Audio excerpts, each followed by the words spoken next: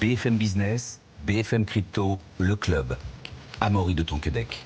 Bonjour et bienvenue dans le club BFM Crypto. Oui, on ne parle que des résultats des législatives, mais dans cette émission, on va en regarder un de près en particulier. C'est celui de la candidate Bitcoin de la 8e circonscription de l'Isère. Au-delà de la politique, les cryptos s'invitent dans votre vie quotidienne. On en parle dans un instant avec Sébastien Bordry, journaliste BFM Crypto. Bonjour Sébastien. Vous nous emmènerez à Talence, dans le sud de Bordeaux, où bientôt vous pourrez payer en crypto dans les commerçants sur place. Enfin, ça y est, ça fait quelques heures que le volet des stablecoins, de Nika est entré en vigueur. On en a évidemment parlé dans cette émission, mais surtout côté émetteur de stablecoins aujourd'hui, on va se concentrer sur vous les particuliers qui avez des stablecoins ou qui comptez en avoir. Qu'est-ce que ça change? Comment vous allez vous y retrouver dans tout ça? Sarah Compagnie, associée du cabinet Aleph Avocat, est avec nous. Bonjour Sarah. Bonjour Amaury. Vous nous donnerez toutes vos lumières dans un instant. Mais d'abord, nous sommes lundi, il est 15h passées, c'est l'heure du point marché avec Alexandre Baradev, chef analyste chez EG. Bonjour Alexandre. Bonjour Amaury, bonjour à tous. Alexandre, le Bitcoin est dans le vert aujourd'hui, plus 2%. On a passé les 63 000 $ cette nuit, mais depuis, on est repassé en dessous. On est à l'instant où on se parle autour des 62 800 $. Toujours la même histoire. Quand est-ce qu'on va sortir de ce range, Alexandre? Quel niveau il faut surveiller, que ce soit à la hausse ou à la baisse? Alors, on discutait dès la semaine dernière de ce sujet, à savoir que le marché était quand même revenu sur son bas de range, grosso modo, cette zone un peu latérale dans laquelle il évolue depuis quelques mois, et que donc, quand on approche des bas de zone, il est quand même plus pertinent dans les stratégies, on va dire, moyen terme, de chercher plutôt à racheter qu'à se débarrasser des positions existantes. Pour moi, c'est un peu trop tard pour le faire. Le risque qu'il pourrait y avoir, c'est qu'à un moment donné, si on commence à avoir plus de volatilité sur le segment technologique américain, je pense au Nasdaq notamment, qui a beaucoup grimpé ces derniers temps, qui a servi aussi un peu de valeur refuge là, dans le stress politique qu'on a connu en Europe, si ça commence à alléger un peu sur ce segment-là américain, peut-être qu'il y aura aussi velléité de suivre un peu le mouvement sur le Bitcoin et de l'amener temporairement sous les 60 000. Mais je continue de penser, si vous voulez, quand vous regardez Bitcoin, en gros, le gros de la tendance, il y a eu l'énorme rallye qui s'était dégagé de janvier jusqu'à mars, où on a touché ce record à 74 000, eh bien, on était venu chercher en avril une correction de 50% de ce rallye. C'est-à-dire que le point bas de la correction, c'était en avril, fin avril, où on avait tapé 50% de correction de ce rallye. Donc je dirais que et ce niveau, c'est donc la zone des 56 000 $. Actuellement, on est un peu au-delà de 60 000, donc je dirais que si nous devions chasser un peu plus bas à un moment donné, sur un peu plus de volatilité sur le segment un peu tech, globalement, au niveau mondial, c'est là que Bitcoin pourra venir un peu. Mais je pense, et je réitère ça, ce qu'on disait déjà la semaine dernière, je pense clairement qu'on est sur des zones où un investisseur qui se dit est-ce qu'il faut plutôt acheter plutôt que vendre, je pense que cette zone qui va en gros de 56 à 60 000, c'est plutôt des zones où il faut essayer d'acheter que de vendre Bitcoin, parce qu'en plus, et vous l'avez vu vendredi dernier, les chiffres d'inflation aux États-Unis ont été en ligne avec le consensus. Donc on a eu enfin des progrès, c'est les premiers progrès qu'on observe sur l'inflation cœur PCE depuis 3 mois maintenant. On était bloqué à 2,8, on a tapé 2,6 la dernière fois. Donc on sent quand même qu'on s'oriente vers des progrès aux États-Unis. Certes lent, certes difficile, mais des progrès quand même. Et à un moment donné, ça va commencer à déclencher au niveau de la Fed des messages un peu plus souples. Et je pense que normalement, une baisse de taux peut être à l'horizon en septembre. Donc je dirais qu'on commence à entrer un peu dans ce schéma-là. C'est pas encore gagné, mais ça me semble vraiment tard pour se dire il faut shorter Bitcoin, il faut vendre Bitcoin. C'est plutôt l'inverse. Entre 56 et 60, je dirais plutôt des zones pour commencer à racheter un peu tranquillement le Bitcoin. Bon, donc si on vous écoute, Alexandre, l'élément qui pourrait être déclencheur, entre guillemets, ce serait une potentielle baisse des taux de la Fed en septembre. Est-ce que d'ici là, cet été, est-ce qu'on risque d'avoir un été très calme sur le marché crypto? Ah ouais, c'est un peu le risque, mais c'est pas vraiment un risque. Quand on dézoome, il faut bien dézoomer le tableau quand on parle du Bitcoin, parce qu'il y a quand même des mouvements très importants en général. C'est pas mal d'avoir des phases comme ça. Il faut quand même se souvenir qu'il y a quelques trimestres encore, on évoluait dans la zone 20-25 000, donc on est monté à 74 000, on a fait un x3 en peu de temps.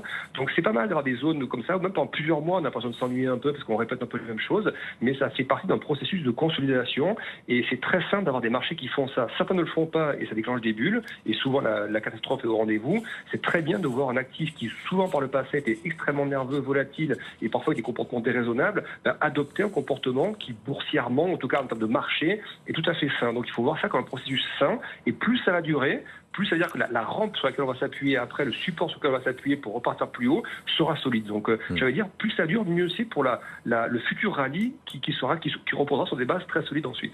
Voilà, Bitcoin prend des forces. Merci beaucoup Alexandre Baradez, chef analyste chez IG. On se retrouve dans une semaine pour refaire le point sur le marché crypto. Bonne journée Alexandre. Bon, dans quelques instants, on va parler avec vous, Sébastien, notamment on dira un petit mot des législatives. On avait quand même une candidate Bitcoin dans l'Isère, et puis on verra que maintenant du côté de Talence, à côté de Bordeaux, on va pouvoir payer en Bitcoin chez certains commerçants. Mais d'abord, bon, il y a eu quand même une entrée en vigueur très attendue, Sarah Compagnie. Depuis hier, la tant attendue, entre guillemets, disposition stablecoin de Mika est entrée en vigueur. Concrètement, qu'est-ce qui s'est passé là depuis la semaine dernière ? Qu'est-ce qui a changé là ? Oui, alors en fait, l'entrée en vigueur des dispositions de Mika va avoir des conséquences très importantes pour les utilisateurs. Mais pour bien comprendre pourquoi et dans quelle mesure ça va avoir un impact, j'aimerais faire 2 remarques liminaires. La première, c'est que on a un changement vraiment radical, notamment en ce qui concerne les stablecoins qui sont adossés à de la monnaie qu'on appelle des EMT, on va dire de monnaie électronique. Et la différence principale, c'est que on a 2 types de stablecoins. Un qui, on va les mettre un peu de côté, et ceux qui sont adossés, typiquement USDT, USDC, BUSD, qui vont changer de la catégorie de simples cryptoactifs à des moyens de paiement. Alors, on pourrait penser que c'est un changement un peu anodin, mais la réalité, c'est que les stablecoins, dans l'intégralité, on va dire, de l'écosystème, puisqu'on appelle ça comme ça maintenant, ils sous-tendent les business models des différents acteurs. Qu'est-ce que ça veut dire ?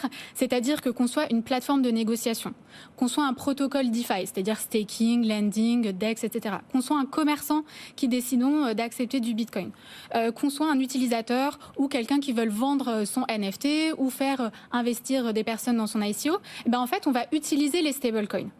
Donc ça, déjà, la première chose, c'est de comprendre que les stablecoins sont vraiment au cœur du réacteur dans l'intégralité. C'est vrai, parce que jusqu'à maintenant, même ici dans cette émission, on a beaucoup parlé des conséquences pour les émetteurs de stablecoins, mais c'est évidemment pas les seuls qui sont concernés. Il y a aussi tout un tas d'acteurs de l'écosystème que vous venez de citer. Et puis après, ça retombera sur vous qui détenez ou qui allez détenir des stablecoins. Sarah. Exactement. Donc, première chose, les stablecoins sont au cœur du réacteur. Deuxième élément fondamental qui sous-tend cet écosystème, c'est que les stablecoins jusqu'à maintenant, c'était le seul moyen qu'un utilisateur avait de sortir d'une position qui l'exposait à la volatilité d'un cours, type Bitcoin, sans pour autant déclencher l'imposition, la taxe qui s'applique lorsqu'on a une plus-value de cession. Donc, une fois qu'on a compris ça, on comprend mieux pourquoi les stablecoins sont le pont principal entre le système financier traditionnel et le monde des cryptos. Ce qui peut expliquer, et à mon avis, Sébastien donnera les chiffres, pourquoi les stablecoins ont un volume, je crois, c'est un marché qui pèse plus de 150 milliards de dollars, avec un volume mensuel entre 1,5 et 2 trillions de dollars, et ils sont dans les plus grosses capis. Donc, en fait, une fois qu'on comprend ça, on comprend que lorsque Mika vient transformer la qualité ou la nature juridique de ce token pour en faire un moyen de paiement, il va y avoir des répercussions qui sont totalement fondamentales, puisqu'on passe d'un système, on va dire, régulé purement crypto, à un système des acteurs traditionnels, établissements financiers, établissements d'émissions de monnaie électronique, etc.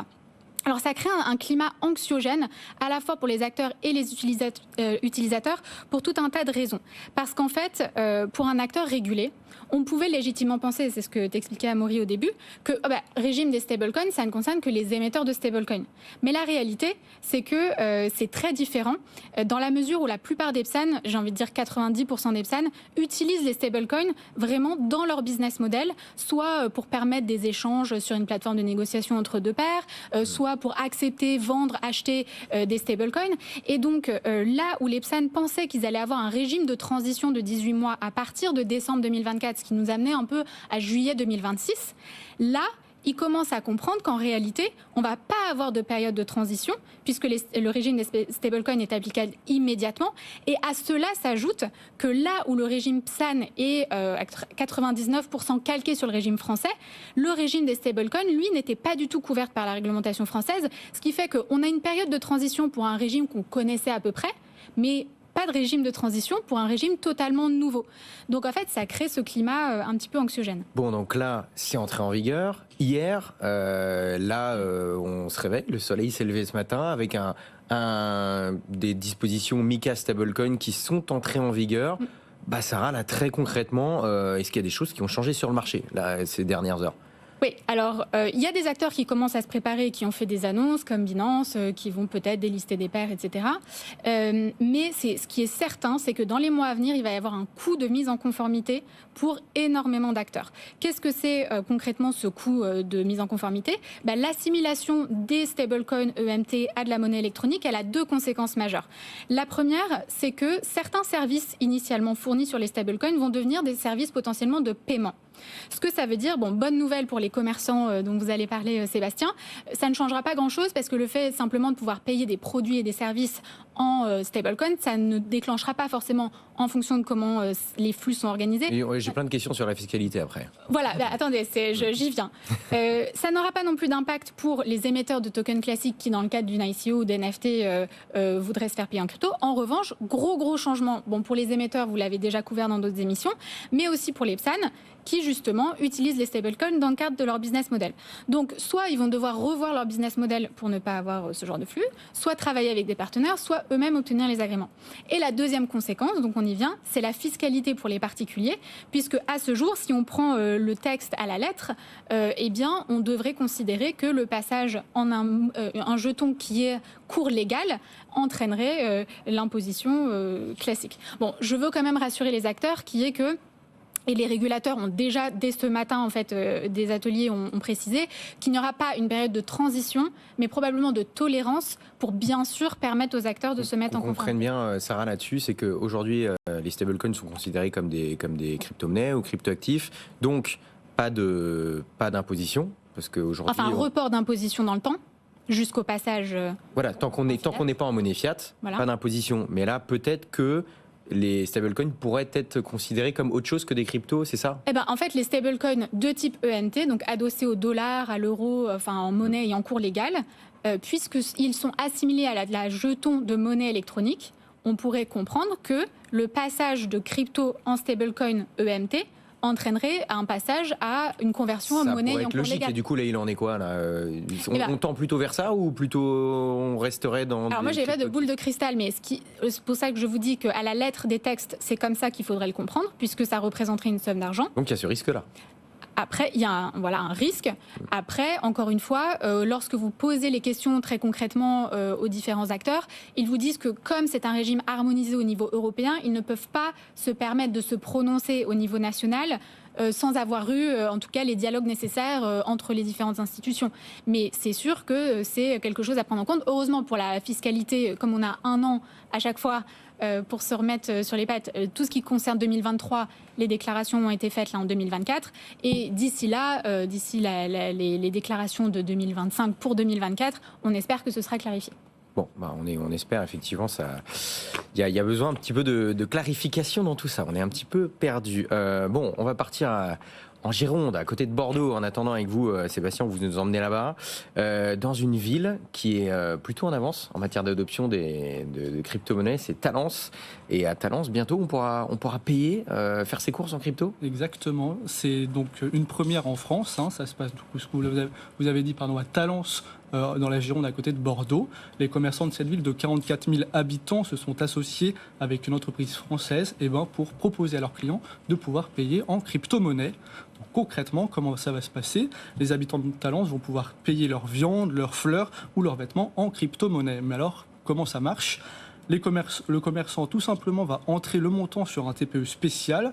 Un QR code est généré automatiquement en quelques secondes par la machine et les clients peuvent ainsi payer en crypto-monnaie en scannant directement le QR code avec leur téléphone portable.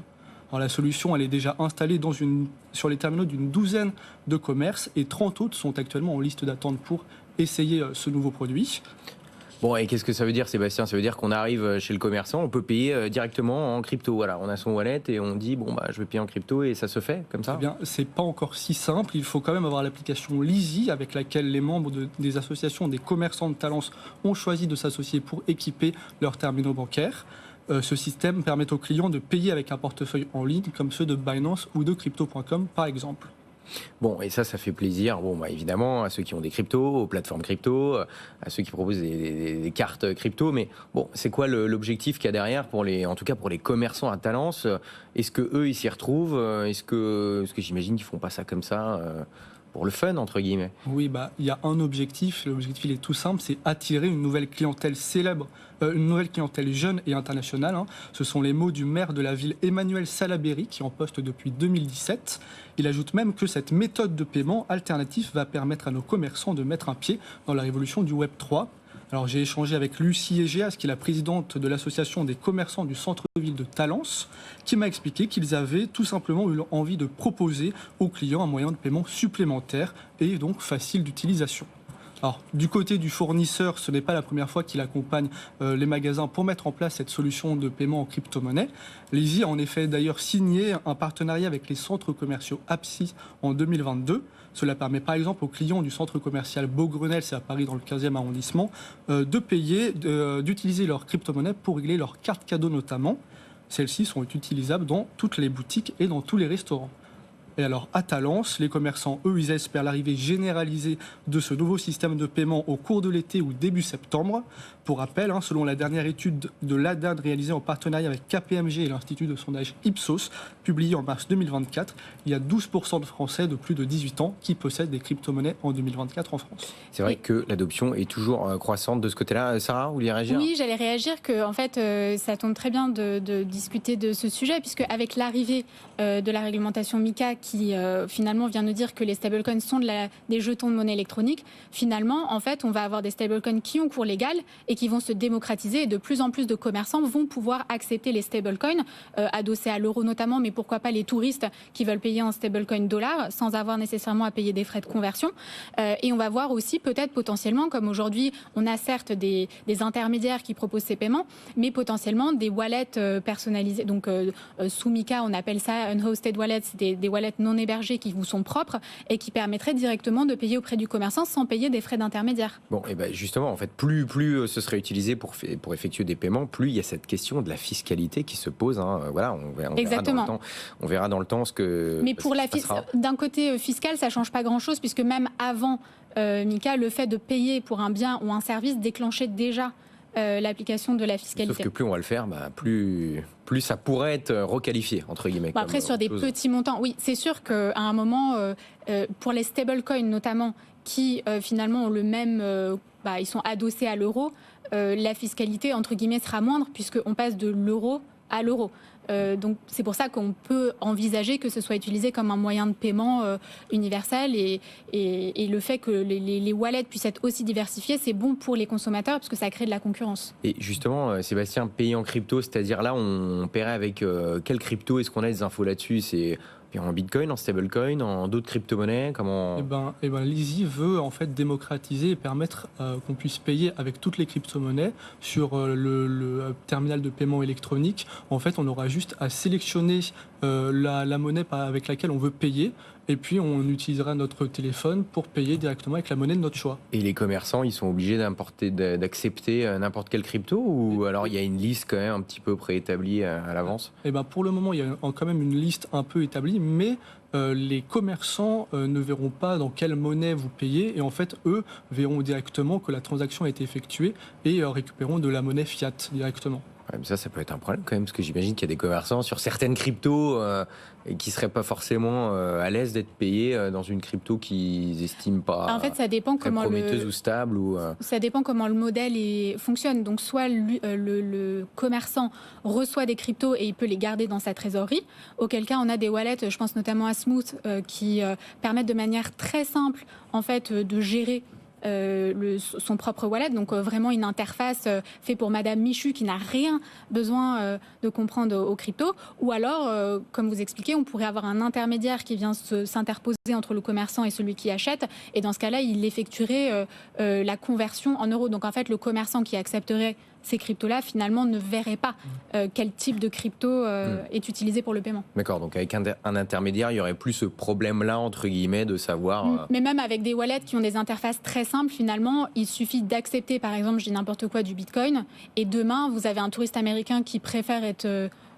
payé en Bitcoin ou remboursé ou je ne sais quoi en Bitcoin, vous pourrez avoir une petite trésorerie en crypto aussi. Et Sébastien, bon, on a eu aussi hier le résultat des élections législatives. Vous avez suivi une candidate en particulier, une candidate qui se présentait comme pro-Bitcoin. Est-ce qu'on a été nouvelles ? Quel score a-t-elle fait ? Et oui, c'était la première candidate pro-Bitcoin. Elle se présentait dans la 8e circonscription de l'Isère. Elle s'appelle Aurore Galvez.